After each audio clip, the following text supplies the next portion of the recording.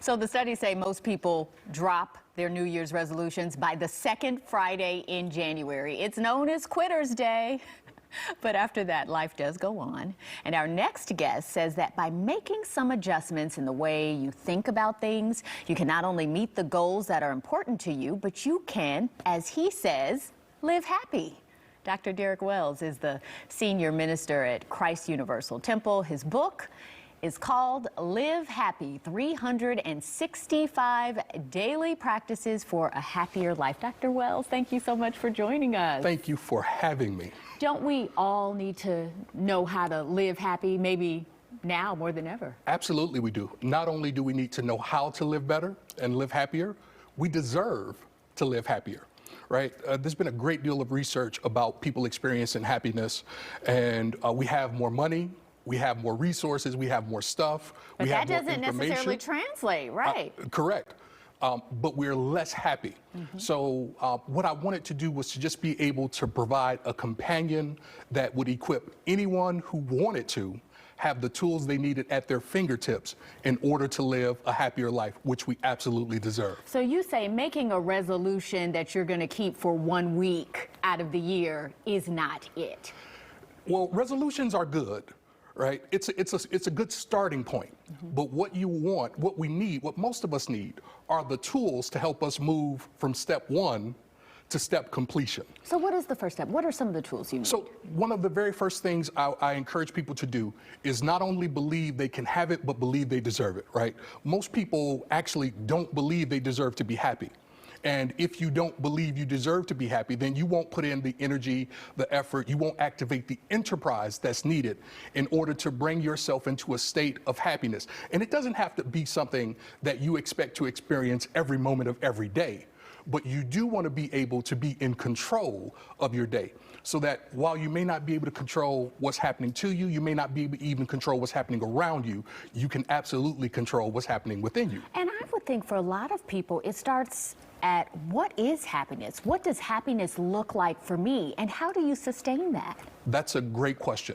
So happiness is obviously an emotion, but it's an emotion that's tied to our ability to live into and from our purpose. So being able to recognize that, again, not only do you have a purpose, but you're worthy of that purpose. Like, none of us are here by chance. Each and every one of us is here for a very intentional purpose. I like to say we're here by divine design with divine DNA.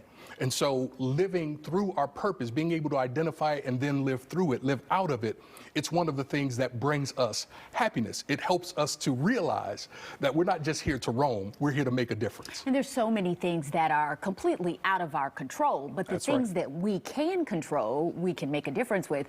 How much of planning is a part of this? That's a great question. So one of the very next steps is to make sure that we plan our work, right? To activate the imagination.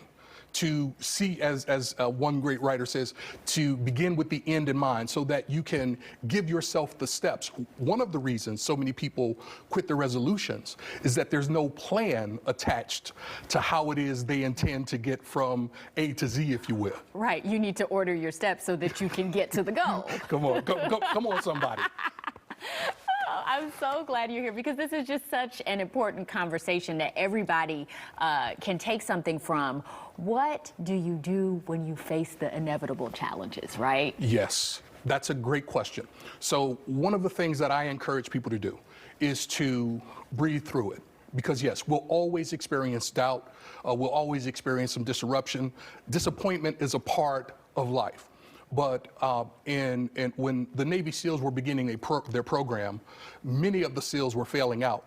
One of the things that they learned as they brought some psychologists in was something as simple as having a breathing technique could help the sailors recalibrate. And so the method is a 6-2-6, breathing in for 6 seconds, holding it for 2 seconds, breathing out for 6 seconds. What that does is it allows us to recalibrate our physical organism. It allows us to no longer have our emotions hijacked. And then once we bring ourselves back to ourselves, our creativity kicks in, and we're able to now begin to effectively identify the solutions to the disappointment so that we're not complaining.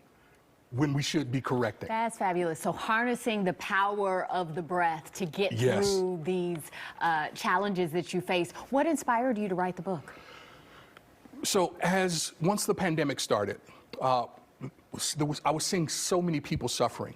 And I really had an urging to help, just to be a part of the solution in whatever ways I could. But I couldn't get to everyone, and everyone didn't know me. So it was on my heart to just write something that was simple, that could be in someone's hand, that they could read, turn to a page, and then be equipped to determine the course of where their day was going. So I really wrote it as a response to the suffering that we were seeing so many people go through, that we were going through the pandemic. So it's really my response to how we can effectively go through difficulty. All right, Dr. Wells, so much, again, so much great information. Thank you so much for coming and sharing that with us. Thank you for having me. You can find Live Happy, 365 daily practices for a happier life on Amazon and anywhere books are sold.